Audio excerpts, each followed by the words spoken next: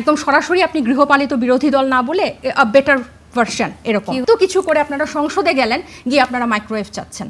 কেন আমাদের এই সংস্কারের প্রস্তাবটা সরকারকে মানে কি বলবো, গলার কাটা হয়ে আপনারা ধরে রাখতে পারলেন না? এবং এই গণভোটটা, এতগুলো মানুষ গণভোটে এই জাতীয় জুলাই সনদটা পাশ করলো, সেটা কেন নাই হয়ে গেল? অন্তর্বর্তী সরকারের পুলিশ সংস্কার কমিশনের সুপারিশের ভিত্তিতে করা অধ্যাদেশটি সংসদে পাশ না হওয়ায় সেটি কার্যত বাতিল হয়ে গেছে। গত 2 বছর আসলে জুলাইয়ের পরে আমাদের যখনই টকশোতে আসা হয়েছে বা আমাদের রাজনীতিটাই ছিল এই সংস্কার কেন্দ্রিক বা পরিবর্তন কেন্দ্রিক, সো এটার পুঙ্খানুপুঙ্খানু মনে হয় আমাদের অনেকটা গেঁথে গেছে।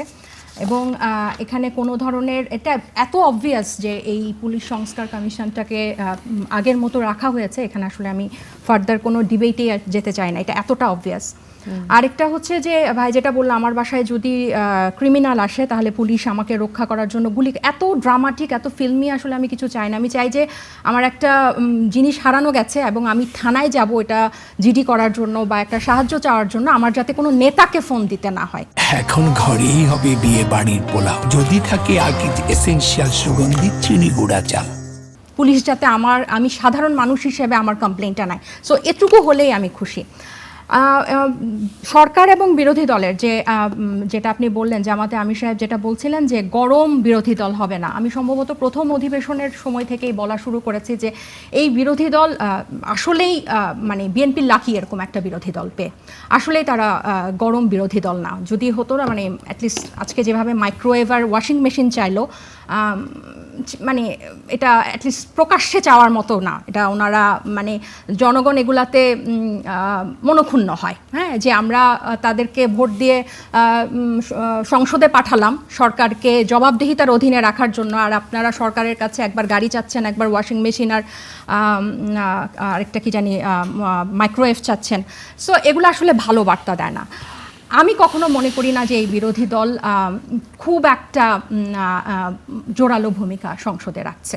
আমরা এর বিরোধী দলের তো জোরালো ভূমিকাই থাকার কথা, এটা অনেক আগে থেকেই, মানে আমরা যদি এটা ইলেকশনের পরবর্তী সময় থেকেই বলি, আমি এই কথাটা ইলেকশনের পর থেকেই বলছি যে আপনার সংসদকে, হ্যাঁ সংসদ অনেক চেঞ্জ, জমজমাট, অনেক তর্ক বিতর্ক হয়, অনেক লোকজন থাকে, হ্যাঁ ভাইব্রেন্ট থাকে, ইয়াংরা আছে, সব ঠিক আছে, কিন্তু ঘুরে ফিরে ওই আগের একটা আমাদের আঞ্চলিক ভাষায় বলে না খাসিলত, সংসদের ওই খাসিলত পুরনো যে একটা গৃহপালিত, হয়তো এইবার একদম সরাসরি আপনি গৃহপালিত বিরোধী দল না বলে বেটার ভার্সন এরকম কি হতে পারে, বেটার ভার্সন, মানে আমাদের 17 বছরে কিন্তু আমরা বিরোধী দলকে দেখেছি কি ধরনের একদম পাওয়ারলেস করে তাদের অধীনে রাখা হয়েছিল। সো অনেকটা এরকম আপনি দেখেন সংস্কারকে পুরো নাই করে দিল এবং গণভোটকে নাই করে দিল, এবং এখনও ওনারা সময় চাচ্ছে রাজপথে যাওয়ার জন্য, এখনও শান্তির জন্য, যেটাতে তারা লিখিতভাবে সই করলো, অঙ্গীকার করলো।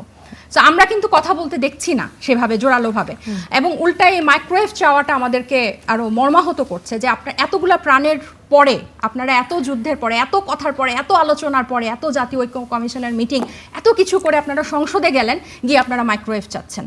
কেন আমাদের এই সংস্কারের প্রস্তাবটা সরকারকে মানে কি বলবো, গলার কাটা হয়ে আপনারা ধরে রাখতে পারলেন না? এবং এই গণভোটটা, এতগুলো মানুষ গণভোটে এই জাতীয় জুলাই সনদটা পাশ করলো, সেটা কেন নাই হয়ে গেল?